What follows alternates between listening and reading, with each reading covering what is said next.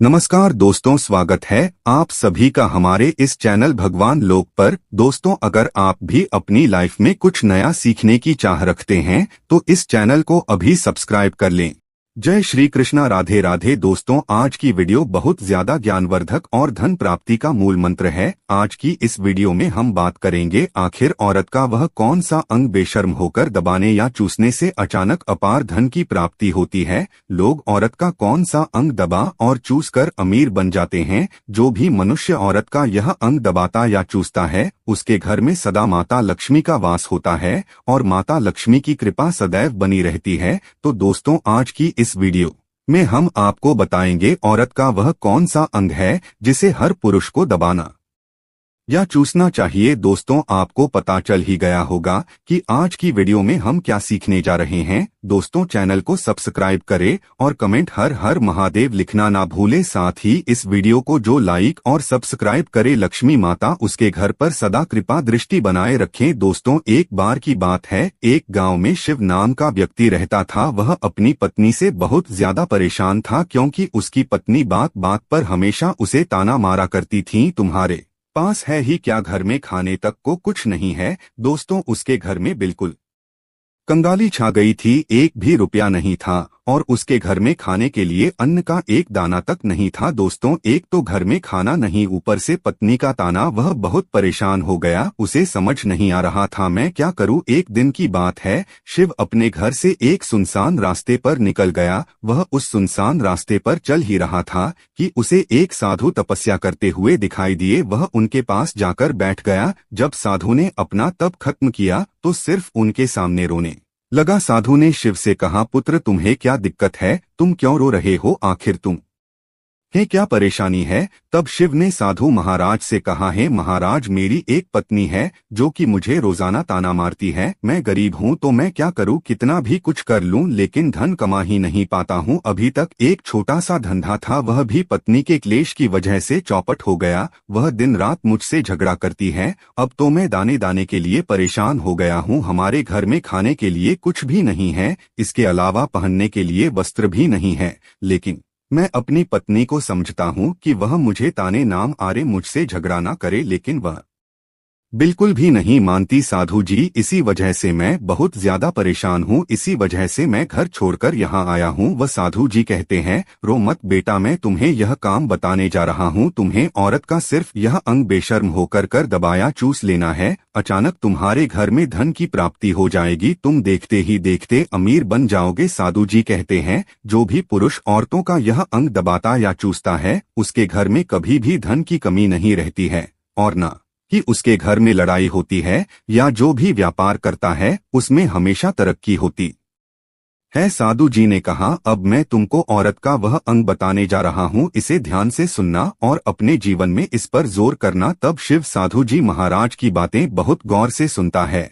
और कहता है, जितना जल्दी हो सके मुझे यह बता दो। दोस्तों, तभी साधु जी महाराज उस आदमी को एक कहानी सुनाते हैं और बताते हैं, एक नगर में एक किसान रहता था। उसके बहुत सारे खेत थे जिस पर वह दिन रात मेहनत करता था। उसके घर में किसान और उसकी पत्नी रहा करते थे। उस किसान और उसकी पत्नी ने आपस में बहुत ज्यादा प्रेम था। उसके घर में किसी भी प्रकार की लड़ाई झगड़ा या क्लेश नहीं होता था। इसी वजह से उसके घर में सदैव माँ लक्ष्मी का वास रहता था और उसके खेतों में इतनी ज्यादा पैदावार होती थी कि वह दिन प्रतिदिन और अमीर होता जा रहा था। उस किसान और उसकी पत्नी ने इतना प्रेम था कि आसपास के लोग उन्हें देखकर जल जाया करते थे। धीरे धीरे उसके पूरे गांव के लोग जान गए, किसान और उसकी पत्नी में बहुत ज्यादा प्रेम है। धीरे धीरे यह बात उस नगर के राजा तक पहुंच गई। दोस्तों, किसान और उसकी पत्नी की बात जब राजा के पास पहुंचती है तो राजा भी उसके प्रेम की काफी ज्यादा तारीफ करते हैं। वह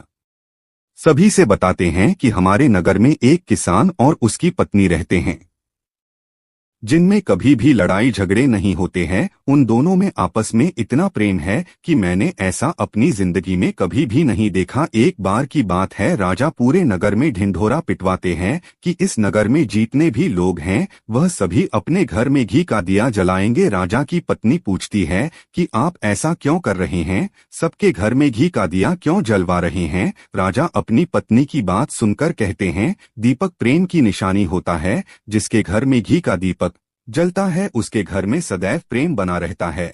और मैं चाहता हूं कि जो प्रेम किसान और उसकी पत्नी के घर में है वह हमारे पूरे नगर में रहे, पति और पत्नी के बीच। इसीलिए मैं हर घर में दीपक जलाना चाहता हूं। दोस्तों, राजा के सैनिक जाते हैं और हर जगह नगर में ढूंढ ही पिट देते हैं और कहते हैं सभी के घर में रात भर घी का दीपक जलाना चाहिए। दोस्तों, राजा की बात मानकर सभी नगरवासी अपने घर में दीपक जला देते हैं, लेकिन जैसे ही आधी रात होती है सभी के घर के दीपक बुझ जाते हैं, लेकिन किसान के घर का दीपक वैसे ही चलता रहता है। दोस्तों, दीपक हमेशा किसान की पत्नी जलाती थी, लेकिन उसकी बात नहीं मानती थी। वह हमेशा अपनी मनमानी करती थी, उसका जो भी मन करता था वो वही काम करती थी। लेकिन किसान को इस बात से कोई भी दिक्कत नहीं होती थी, क्योंकि किसान बहुत समझदार था। किसान सोचता था यदि मैं अपनी पत्नी को रोक टोक करूंगा तो घर में बेवजह ही लड़ाई झगड़ा होंगे। इसी वजह से कई चीजें किसान अपनी पत्नी की ये बातें अनदेखा करता था। किसान इस वजह से अनदेखा करता था कि उसके घर में प्रेम बना रहे। राजा अपने महल में चढ़कर पूरे नगर का नजारा देख रहे थे। उन्होंने देखा कि सारे नगर में किसी के घर में दीपक नहीं चल रहा है, लेकिन किसान के घर में दीपक जल रहा है। तब राजा अपनी रानी से बोलता है कि देखो, किसान और उसकी पत्नी के घर में दीपक जगमगा रहा है, लेकिन पूरे नगर में कहीं भी दीपक नहीं जल रहा है। इसी से पता लगता है कि किसान और उसकी पत्नी में कितना प्रेम है। तब राजा की पत्नी राजा से बोलती है कि जो किसान और उसकी पत्नी में प्रेम है वह किसान की पत्नी की वजह से है, और इसी वजह से उसके घर में इतना ज्यादा प्रेम है। दोस्तों, जब राजा रानी की बात सुनता है तो कहता है नहीं, तुम्हारा सोचना गलत है। जो प्रेम किसान के घर में है वह उसकी पत्नी की वजह से नहीं है, बल्कि वह किसान की वजह से है। रानी, यहाँ पर किसान बहुत ज्यादा समझदार है, आपका सोचना गलत है, और यही वजह है जो कि उनके घर में कभी भी लड़ाई झगड़ा नहीं होता है। दोस्तों, राजा कहता है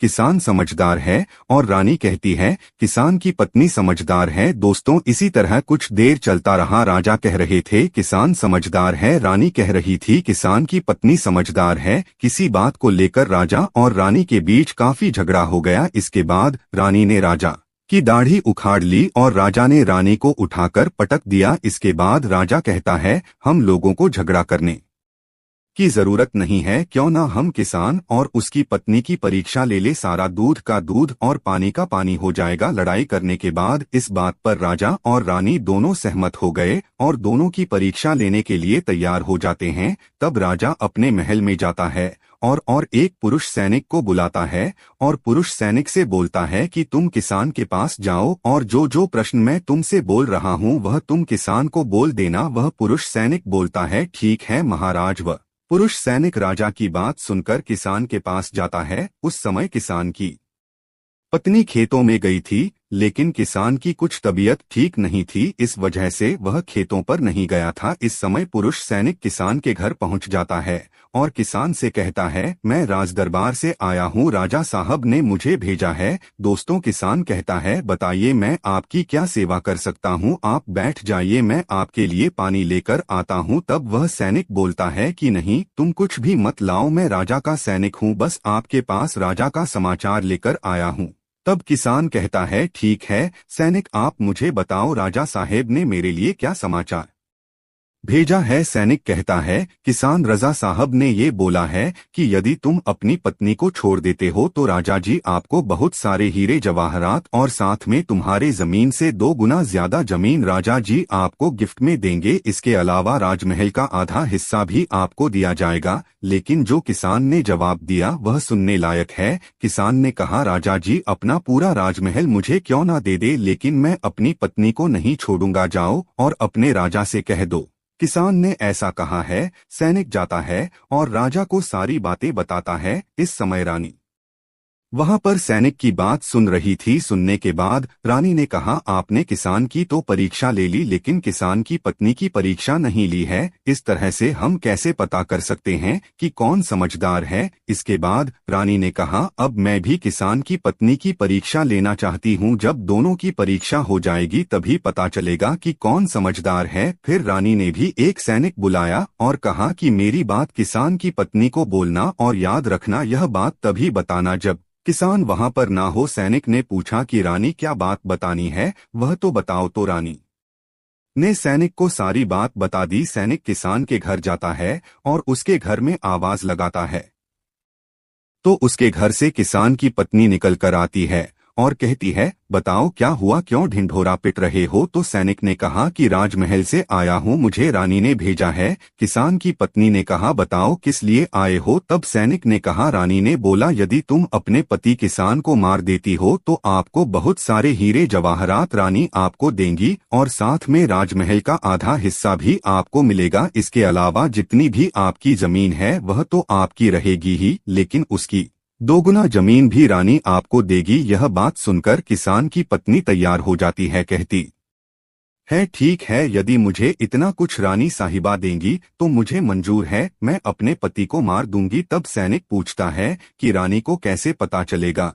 कि आपने अपने पति को मार दिया है। तभी किसान की पत्नी बोलती है, मेरे घर में जो दीपक जल रहा है, जब मैं किसान को मार दूंगी तो उसे बुझा दूंगी, तभी आपको पता चल जाएगा कि मैंने किसान को मार दिया है। अब सैनिक किसान की पत्नी की बात सुनकर राजमहल जाता है और रानी को सारी बात बताता है। किसान की पत्नी की बात सुनकर रानी बहुत अचंभित हो जाती है। राजा और रानी को स्त्री जात से नफरत होने लगती है। उसी समय राजा अपने नगर के सभी लोगों को बुलाता है और कहता है कि मैं चाहता हूं कि मेरे और मेरी पत्नी की वजह से किसान की जान न जाए। तुम लोग ऐसा करो, उस किसान के घर जाओ और सारी बातें बता दो और उस किसान को बचा लो, वरना किसान की पत्नी उसे मार देगी। इधर सैनिक किसान के घर जाते हैं और सोचते हैं कि किसान की पत्नी किसान को रात में मारेगी और दिया बुझाएगी। इससे पहले ही हम किसान के घर में पहुंच जाते हैं और किसान को बचा लेते हैं।